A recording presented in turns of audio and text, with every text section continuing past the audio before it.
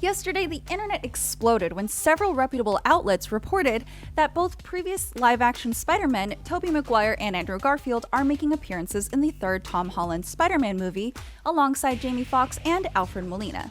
Now we're hearing that Charlie Cox, aka Netflix's Daredevil, is joining that cast too. Holy is this for real? Are the Netflix Marvel shows finally being recognized by the rest of the MCU? Is this happening? Okay, calm down.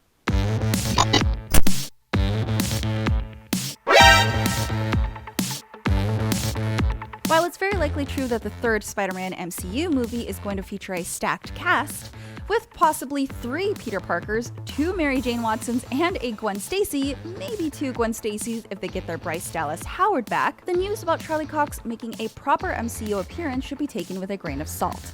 Our biggest issue is this: no major reputable outlet is jumping on this news. Daredevil teaming up with Spider-Man has been rumored since Far From Home debuted, and the post-credits scene saw, spoiler alert, Spider-Man's secret identity publicly revealed by Mysterio. What the? Fans had speculated that Tom Holland's Peter Parker would need a good lawyer after being outed, and who better to come to his defense than Hell's Kitchen's best defense attorney, Matt Murdock. But just because fans want it doesn't make it a reality. The most recent push for this fan casting theory apparently comes from the website Murphy's Multiverse. In their article titled "Exclusive, Charlie Cox is back as Daredevil in Spider-Man 3, they only list their trusted sources as sources for this info. This is actually something that Charlie Cox denied back in April when asked if he had anything to do with Spider-Man 3. But these trusted sources could be anyone, and without more specifics, we're hesitant to jump on that hype train right now.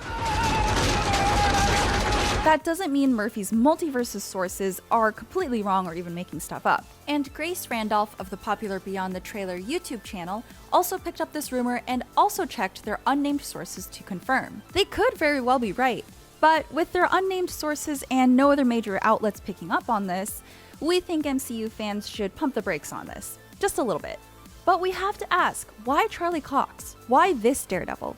Why not Ben Affleck? Well, technically, Cox is already in the MCU, as his Netflix show and the rest of the Defenders heroes were part of Netflix's foray into that universe. The show started out as in canon with references to the larger MCU, but behind the scenes, things were complicated. Marvel's television and streaming shows like Daredevil and Agents of S.H.I.E.L.D. were run by a completely different division of the company, with little interaction with the movie group headed by Kevin Feige. This led to Daredevil, Jessica Jones, Luke Cage, Iron Fist, and The Punisher largely existing on their own, and after Daredevil's first season, references to the other MCU properties mostly stopped. However, there has never been any announcement or communication from Marvel that the Netflix show stopped being a part of their cinematic universe. So the Devil of Hell's Kitchen wouldn't necessarily be returning to the MCU, more like just being officially acknowledged. That is, if he appears in Spider-Man 3.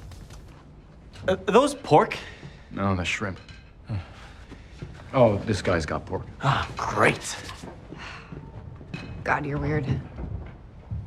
There's also this little bit of conspiracy theory. The Netflix Marvel shows were canceled not by Netflix, but Marvel, in order to get exclusivity rights back so they can put Daredevil and Friends in movies and Disney+. Fans were bummed when the Netflix shows did not get renewed, but Netflix had stated that the decision to not renew did not come from them, but from Marvel. And it's been reported that the licensing deal made with Netflix for those characters include a clause that, after cancellation, Netflix would retain the rights for 2 years. That means that Marvel couldn't just cancel Daredevil on Netflix and then immediately toss him onto Disney+. But now that the 2-year clause is up, the right to the Defenders are now exclusively back in Marvel's hands. Marvel could have timed the Netflix cancellations to when they knew they'd be in a better position to use those characters for themselves. So what do you think, true believers? Are the odds favorable for Charlie Cox to star in this upcoming Spider-Man movie? I mean, getting Maguire and Garfield was also seen as a long shot, but that actually seems to be happening. Share your theories in the comments below, and we'll see you on the next IGN Now.